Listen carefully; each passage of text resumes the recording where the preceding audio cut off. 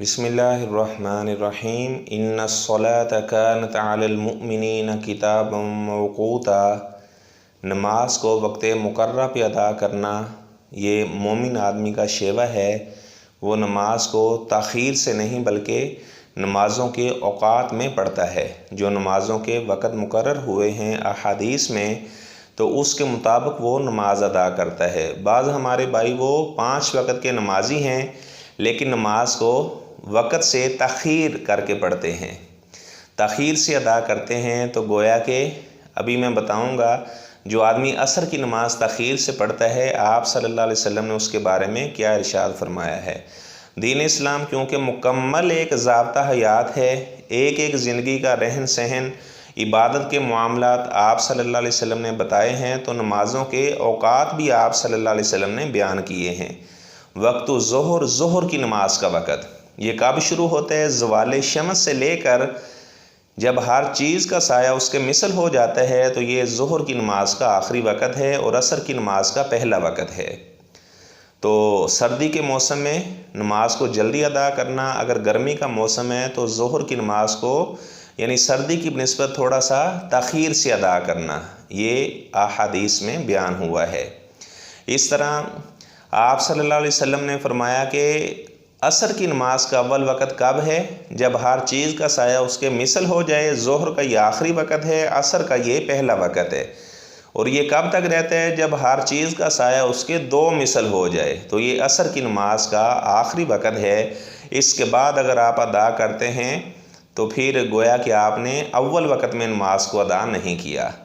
آپ صلی اللہ علیہ وسلم نے فرمایا کہ منافق آدمی وہ بیٹھا رہتا ہے، سورج کا انتظار کرتا رہتا ہے، حتیٰ کہ جب وہ سورج زرد ہو جاتا ہے، پیلا ہو جاتا ہے، تو پھر یہ کھڑے ہو کر 4 ٹھونگے لگاتا ہے، کوے کے ٹھونگے لگانے کی طرح۔ حالانکہ سجدے اس نے 8 کیے ہیں، اس کے 4 سجدوں کو شمار ہی نہیں کیا گیا۔ تو بعض ہمارے مقلدین بھائی وہ عصر کی نماز کو تاخیر سے ادا کرتے ہیں جب سورج زرد ہو جاتا ہے۔ تو اللہ تعالی ہمارے بھائیوں کو حدیث میں جو وقت مقرر ہوا ہے اس کے مطابق نماز پڑھنے کی توفیق عطا فرمائے۔ صحابہ فرماتے ہیں کہ عصر کی نماز ہم پڑھ لیتے، حالانکہ ہمارے گھر مدینے سے کافی دور ہوتے، وَالشَّمْسُ بَيْضَاءُ نَقِيَّةٌ، جب ہم عصر کی نماز پڑھ کے جاتے تو سورج ابھی چمکدار ہوتا، روشن ہوتا۔ تو اللہ تعالی ہمارے بھائیوں کو حدیث میں جو وقت بیان ہوا ہے اس کے مطابق اول وقت میں نماز پڑھنے کی توفیق عطا فرمائے، ظہر کی نماز بھی اور عصر کی نماز بھی۔ اس طرح جو مغرب کی نماز ہے اس کا وقت کب شروع ہوتا ہے؟ غروب شمس سے لے کر ما لم یغب شفق، جب تک شفق غائب نہیں ہوتی، یعنی جب شفق غائب ہو جائے تو مغرب کی نماز کا وقت ختم ہو جاتا ہے۔ شفق کسے کہا جاتا ہے؟ سورج غروب ہونے کے بعد جو زردی آتی ہے اس کو شفق کہا جاتا ہے۔ یعنی جب آپ نماز پڑھ لیتے ہیں اس کے بعد اگر آپ آسمان کی طرف دیکھتے ہیں تو آپ کو یعنی آسمان زردی مائل نظر آتا ہے تو وہ شفق ہے۔ جب وہ غائب ہو جائے تو عشاء کی نماز کا وقت شروع ہو جاتا ہے۔ عشاء کی نماز کا وقت آدھی رات تک رہتا ہے، یعنی آدھی رات تک، نصف رات تک آپ عشاء کی نماز ادا کر سکتے ہیں۔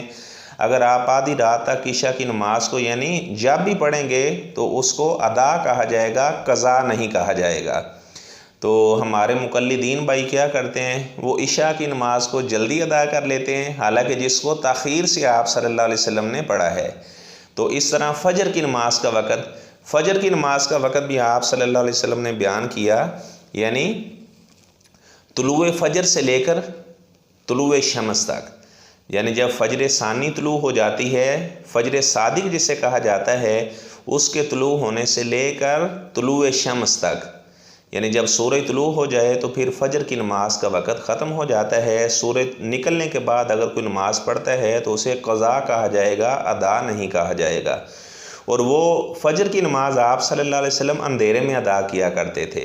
عورتیں بھی آتی مسجد میں نماز پڑھتی، متلفعات بمروتہن لا یعرفہن احد من الغلس، اندھیرے کی وجہ سے کوئی انہیں پہچان نہیں سکتا تھا۔